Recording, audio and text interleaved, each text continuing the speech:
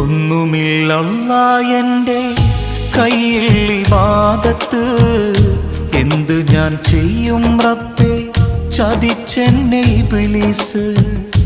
ഓർക്കുവാൻ വയ്യ റഹീമേ നിന്റെ അദാബ്, ഈ തൗബ സ്വീകരിച്ച് എന്നെ നീ നന്നാക്ക്, ജഹന്നമിൻ വിറകാക്കല്ലേ അല്ലാ.